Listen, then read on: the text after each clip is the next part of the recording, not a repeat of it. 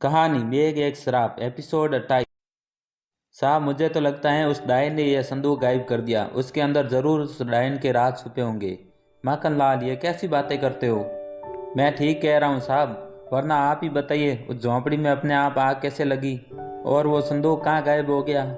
हो सकता है कि हम दोनों अंदर थे तभी वो मुस्लिम आ गया हो और उसने देखा कि हम दोनों अंदर हैं तो उसने झोंपड़ी के ऊपर कोई मसाल फेंक दी हो और जिस वक्त हम लोग दोनों बाहर निकले उसी वक्त वो पीछे से झोंपड़ी के अंदर घुसा हो और संदूक लेकर भाग गया हो। हाँ साहब ऐसा हो सकता है, ये तो मैंने सोचा ही नहीं। तो अब वक्त बर्बाद मत करो। तो वो संदूक भारी था और वो मुस्लिम उसे लेकर ज़्यादा दूर नहीं गया होगा। जल्दी से ढूंढो उसे। जी साहब अभी ढूंढते हैं। अजय और माखनलाल दोनों उस खेतों में ढूंढने लगते हैं। खेतों में बहुत ही अंधेरा था और मोबाइल की टॉर्च में उसे कुछ ज़्यादा दिखाई नहीं दे रहा था। बहुत देर उस मुस्लिम को ढूंढने के कारण माखनलाल थक जाता है। साहब अब मेरे से उस मुस्लिम को नहीं ढूंढा जा सकता, पता नहीं कहाँ छुप गया वो। माखनलाल तुम भी ना, अभी तो कुछ ज़्यादा दूर चले ही नहीं है और पता नहीं तेरा कैसे पुलिस में सिलेक्शन हो गया। अरे साहब आज के ज़माने में पैसे में सब कुछ हो जाता है। और माखनलाल हंसने लग जाता है। अजय को उसकी बात सुनकर गुस्सा आ जाता है और कहता है माखनलाल हंसना बंद करो और उसे ढूंढो, समझे? ठीक है साहब। साहब वो देखिए उस चौक के पास जहाँ पर हमने जिप्सी रोकी थी, वहाँ पर जिप्सी की लाइट बंद चालू हो रही है। जरूर वहाँ पर कुछ है। माखनलाल ने अपने हाथ से इशारा करते हुए कहा। तुमने ठीक कहा माखनलाल, जल्दी से चलो वहाँ पर। अजय और माखनलाल दोनों ही भागते हुए जिप्सी के पास जाने लगते हैं। तभी माखनलाल का अचानक पैर फिसल जाता है और वो गिर जाता है। ओ माँ, माखनलाल ने जमीन पर गिरते हुए कहा। खेत में गिरने के कारण उस वर्दी में मिट्टी लग जाती है और वो गंदी हो जाती है। क्या कर रहे हो माखनलाल, देख के चलो ना। इस अंधेरे में कैसे देख कर चलूँ साहब? कोई चोट तो नहीं लगी तुम्हें? नहीं साहब ठीक हूँ मैं बिल्कुल। माखनलाल जमीन से उठता है और जिप्सी की तरफ जाने लगता है। माखनलाल और अजय दोनों दूर से देखते हैं कि जिप्सी की लाइट बंद चालू हो रही थी और जिप्सी के अंदर बैठा कोई नहीं दिखाई दे रहा था, ना ही कोई जिप्सी के आसपास था। अजय और माखनलाल दोनों जिप्सी के पास पहुंचते कि जिप्सी की लाइट बंद हो जाती है और चारों तरफ अंधेरा हो जाता है। उन्हें कुछ भी नहीं दिखाई देता। माखनलाल तुम्हारे मोबाइल की टॉर्च ऑन करना। मेरे मोबाइल की टॉर्च ऑन होने के कारण बंद हो गया है। जी साहब अभी करता हूँ, माखनलाल ने अपना मोबाइल की टॉर्च ऑन करते हुए कहा। अजय माखनलाल के हाथ से मोबाइल लेता है और उस टॉर्च के सारे चारों तरफ उस मुस्लिम को ढूंढने लगता है। जिप्सी के चारों तरफ देखने के बाद अजय कहता है शिट, हमें फिर देर हो गई। लगता है फिर से भाग गया वो। और माखनलाल तुम बिना इतने बेवकूफ़ हो, इतने लापरवाह कैसे हो सकते हो तुम? जिप्सी की चाबी उसके अंदर ही भूल गए, अगर वो लेके भाग जाता तो? साहब जिप्सी की चाबी तो मेरे पास है, माखनलाल ने धीरे से अपने जेब से चाबी निकालते हुए कहा। क्या? अजय ने हैरानी के साथ कहा। हाँ साहब, और यदि जिप्सी की चाबी मेरे पास थी तो जिप्सी की लाइट अपने आप बंद चालू कैसे हो सकती थी?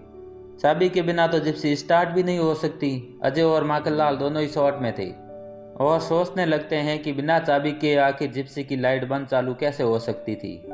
रात के 3 बज रहे थे और उधर अपने कमरे में सो रहा था। तभी उसे एक सपना आता है और उस सपने में उसे एक लड़की दिखती है जो कि काली साड़ी पहनी हुई थी और वो जंगल की तरफ जा रही थी। और फिर वो पीपल के पेड़ के पास थी और उसके हाथ में 6 नींबू थे। फिर वो एक एक नींबू लेकर पीपल के पेड़ के पास रखती है और फिर वो अपने ध्यान में लीन हो जाती है। और फिर धीरे धीरे हवाएं तेज होने लगती है और फिर एक एक करके नींबू हवा में उठने लगते हैं। और वो किसी मंत्र का जाप कर रही थी। मंत्र का जाप करते करते वो अचानक रुक जाती हैं और उसे किसी के पैरों की आवाज़ सुनाई देती है। और फिर वो अपनी आंखें धीरे से खोलती हैं। किसी के चलने की आहट वो और बढ़ती जा रही थी। चलने के कारण सूखे हुए पत्तों की आवाज़ें आ रही थी और धीरे धीरे वो तेज होती जा रही थी कि 2 लोग उस लड़की की तरफ बढ़ रहे हैं। जैसे ही वो 2 लोग वहां पर पहुंचते हैं कि वो पीपल के पेड़ से लड़की गायब हो जाती है। वो 2 लोग कोई और नहीं अजय और माखनलाल थे जो कि गौरी के घर ढूंढ रहे थे। वो लड़की अचानक गायब होकर अजय और माखनलाल के जिप्सी के पास पहुंच जाती है। जिप्सी अंधेरे में खड़ी हुई थी और जिप्सी के अंदर गौरी की गुड़िया रखी हुई थी। उस लड़की की जैसे ही उस गुड़िया पर नजर पड़ती हैं वो गुड़िया उठा लेती हैं। उस लड़की के लंबे लंबे काले काले नाखून थे। वो लड़की उस गुड़िया को लेकर वहां से जाने लगती है। सुनसान सड़क पर चलती हुई वो अकेली लड़की और सीधी सीधी जाती हुई सड़क और उस सड़क पर चलती हुई सीधी लड़की। उस लड़की के चलने के कारण उसके पैरों की पायल की आवाज़ आ रही थी। चलते चलते वो लड़की देवरी के चौक तक पहुंच जाती है। देवरी के चौक से वो किसी खेत की तरफ बढ़ती है और एक झोंपड़ी के पास जाकर रुक जाती है और वो लड़की अपने हाथ से दरवाज़ा खटखटाती है। थोड़ी देर बाद कोई दरवाज़ा खोलता है, कोई आदमी निकलता है। वो कोई आदमी और नहीं बल्कि भिखारी होता है जिसकी मौत हो गई थी। उसने वही फटी पुरानी काली चादर ओढ़ी हुई थी। वो भिखारी जैसे ही उस लड़की को अपने घर के पास देखता है वो घबरा जाता है। वो लड़की उस भिखारी के साथ बातें कर रही थी। ये काम अगले कुछ दिनों में हो जाना चाहिए, समझे? और अगली बार जब मैं आऊँ तो मेरा ये काम होना चाहिए। उस लड़की ने कहा, नहीं नहीं, मैं ऐसा कोई काम नहीं करूँगा, मुझे छोड़ दो, मुझ पर रहम करो। उस भिखारी ने कहा, तुम्हें मुक्ति चाहिए या नहीं चाहिए? हाँ हाँ, मुझे मुक्ति चाहिए, पर मैं वो काम नहीं कर सकता, मुझ पर रहम करो। उस भिखारी ने डरते हुए कहा। वो लड़की अपना हाथ आगे बढ़ाती है और उस गुड़िया को भिखारी को देते हुए, और वो भिखारी उस गुड़िया को लेने से मना कर देता है। वो लड़की फिर से उस भिखारी को घूरने लगती है और गुस्से से उस भिखारी के हाथ में गुड़िया दे देती है। भिखारी डरते हुए उस गुड़िया को हाथ में लेता है। वो लड़की थोड़ी देर उस भिखारी से बात करती है और कुछ देर बाद वहाँ से चली जाती है। और वो भिखारी उस झोंपड़ी के अंदर चला जाता है और उस गुड़िया को कुर्सी के ऊपर रख देता है। जैसे ही वो भिखारी उस गुड़िया को कुर्सी के ऊपर रखता है, कुर्सी आगे पीछे हिलने लगती है। फिर वो भिखारी अपने संदूक के पास जाता है और अपनी धोती में से वो चाबी निकालता है और संदूक खोलता है। उस संदूक के अंदर फटे पुराने कागज रखे हुए थे और उस कागजों के बीच एक फोटो थी। वो भिखारी उस फोटो को लेकर घूरने लगता है और वो फोटो रुद्र के बचपन की थी और वो स्कूल ड्रेस में था। जैसे ही उस भिखारी के हाथ में रुद्र अपने बचपन की फोटो देखता है वो घबरा जाता है और उसकी नींद खुल जाती है। रुद्र जड़ से उठ जाता है और वो पसीने से पूरी तरह से भीगा हुआ था और वो सोचने लगता है कि सपने में वो काली साड़ी पहने हुए वो लड़की कौन थी और उस भिखारी के हाथ में मेरी बचपन की फोटो कैसे आई। रुद्र का गला सूखने लगता है और उसे प्यास लगने लगती है। रुद्र के कमरे में टेबल पर पानी की बोतल रखी हुई थी। रुद्र के पास में समीर और समीर के पास में अर्जुन और अर्जुन के पास में पीयूष सो रहा था। रुद्र उन तीनों से बचते हुए उस टेबल की तरफ पहुंचता है और अब बोतल उठाता है और जैसे ही वो ढक्कन खोलता है, अरे यार, ये बोतल कैसे खाली हुई? जरूर ये मोटा पीयूष पी गया सारा पानी।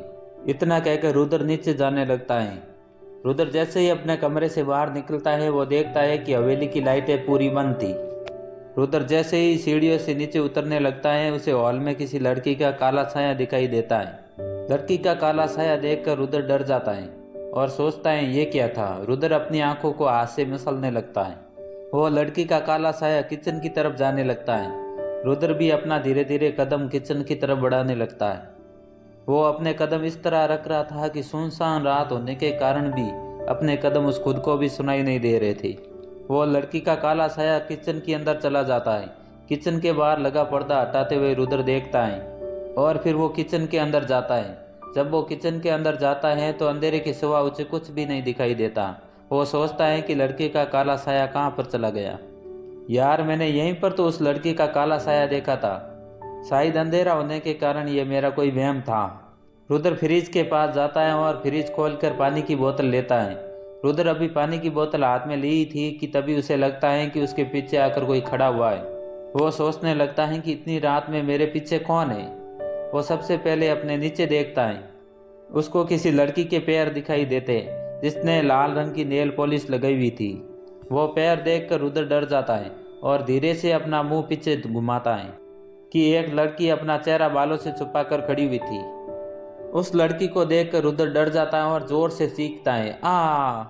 रुद्र की चीख सुनकर वो लड़की अपने चेहरे से बालों को हटाती है और फिर वो लड़की कोई और नहीं तन्वी थी जो बाल खोलकर उसके सामने खड़ी थी।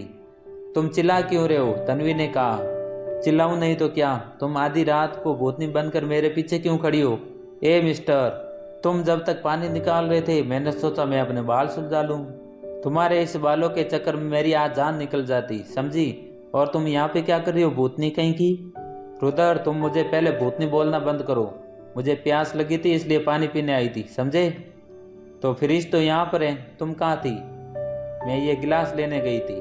तुम्हारी तरह बोतल को मुंह लगाकर पीने की आदत नहीं है मेरी। तन्वी ने अपने हाथ में पकड़े गिलास को देखते हुए कहा। देखो, अब तुम ज़्यादा मत बोलो तन्वी। तुम पहले अपना मुंह बंद करो, समझे? मुझे पानी की बोतल दो। भगवान ने 2 हाथ दिए ना, खुद ले लो, समझी? रुद्र साइड होते हुए कहा। तन्वी फ्रीज खोलती है और उसमें से पानी की बोतल निकालती है और पानी गिलास में लेकर तन्वी पीने लगती है। रुद्र बोतल का ढक्कन खोलता है और मुंह लगाकर पानी पीने लगता है। रुद्र बच्चों की तरह पानी पी रहा था। रुद्र को इस तरह पानी पीता देख तन्वी हंसने लगती है। तुम हंस क्यों रही हो तन्वी? कुछ नहीं, बस ऐसे ही। तुम्हारी आदत अभी तक नहीं बदली। रुद्र तन्वी की बातों का कुछ भी जवाब नहीं देता और बोतल फिर से फ्रिज में रखते हुए कहता है, कुछ आदतें कभी नहीं बदलती तन्वी, बस लोग बदल जाते हैं। बस इतना कहकर रुद्र वहां से चला जाता है। रुद्र के जाते ही तन्वी किचन से जाने लगती है, पर रुद्र की बात सुनकर तन्वी उदास हो जाती है। सीढ़ियाँ चढ़ते वक्त उसे अपना मन बहुत भारी लग रहा था और एक बोझ की तरह लग रहा था। उसके कानों में बार बार यही आवाज़ गूंज रही थी कि कुछ आदतें कभी नहीं बदलती तन्वी, बस लोग बदल जाते हैं, बस लोग बदल जाते हैं। सीढ़ियाँ चढ़ते चढ़ते तन्वी कॉलेज के दिनों में खो जाती हैं। उसको वो याद आते हैं यूआईटी कॉलेज के वो दिन, जब गर्मियों में कॉलेज में पानी नहीं हुआ करता था। कैसे रुद्र उसकी बोतल लेकर यूआईटी के सारे कॉलेज में घुमा करता था। रुद्र तुम रहने दो, परेशान मत हो, मुझे पता है इतनी धूप में किसी बिल्डिंग में पानी नहीं बचा होगा। तन्वी ने कहा, नहीं तन्वी, बस एक बिल्डिंग है जिसमें हमेशा पानी रहता है, कभी ख़त्म नहीं होता। कहाँ पर? वर्कशॉप की बिल्डिंग में। वहाँ पर ज़्यादा क्लास नहीं लगती, इसलिए वहाँ पर कोई नहीं जाता, इसलिए हमें वहाँ पर पानी मिल जाएगा। अच्छा, तो फिर चलो जल्दी। रुद्र और तन्वी वर्कशॉप की वाटर कूलर के पास पहुँच जाते हैं। रुद्र तन्वी की पानी की बोतल भरकर देता है।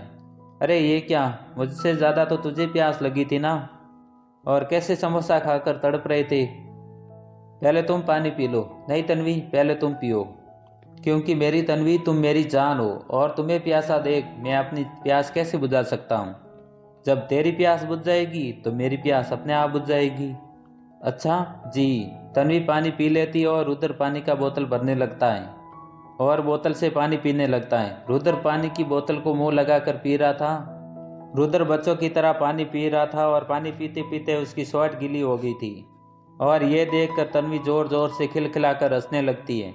रुद्र एक मासूम बच्चे की तरह पूछता है, क्या हुआ तन्वी, तुम हंस क्यों रही हो? हंसू नहीं तो और क्या करूँ रुद्र, ऐसे कौन पानी पीता है बच्चों की तरह? तो पानी कैसे पीते हैं जरा बताना। तन्वी रुद्र के हाथों से बोतल लेती है और बोतल को ऊंचा रखकर पानी पीने लगती है और फिर धीरे से अपने होठों से लगा देती है बोतल को, और पानी पीते पीते तन्वी के होठों की लिपस्टिक बोतल के मुंह को लग जाती है। अरे ये क्या, तूने तो मेरा झूठा पानी पी लिया। अरे मेरे बुद्धू राम, झूठा पानी पीने से प्यार बढ़ता है। अच्छा, और कैसे बढ़ता है प्यार? रुद्र ने धीरे से कहा। और बताऊं क्या कैसे प्यार बढ़ता है? तन्वी रुद्र के पास जाते हुए कहती है। तन्वी रुद्र की आंखों में देखने लगती है और रुद्र तन्वी की आंखों में देखने लगता है और तन्वी धीरे धीरे रुद्र के करीब जा रही थी और कह रही थी, और बताऊं क्या कैसे प्यार बढ़ता है? हाँ बताओ ना तन्वी, कैसे प्यार बढ़ता है? रुद्र ने धीरे से कहा। रुद्र की तरफ देखते देखते तन्वी रुद्र के बहुत करीब पहुंच जाती है। तन्वी की सांसें ऊपर नीचे चल रही थी। तन्वी धीरे से कहती है, बताऊं? हाँ बताओ तन्वी। रुद्र तन्वी की तेज तेज दिल की धड़कनें आराम से सुन पा रहा था और रुद्र साफ साफ समझ पा रहा था कि जैसे बोतल की ढक्कन पर लिपस्टिक का निशान छपे हैं, कुछ ही देर में उसके होठों पर भी छप सकते हैं। तन्वी धीरे धीरे अपना चेहरा रुद्र के चेहरे के सामने लाकर रोक देती है और उसके होठ रुद्र के होठों के बिल्कुल सामने थे और वो धीरे से कहती है, और बताऊं? हाँ बताओ ना तन्वी। अब आगे की कहानी मिलेगी आपको अगले भाग में। यदि आप हमारे चैनल पर नए हैं तो चैनल को सब्सक्राइब जरूर करें।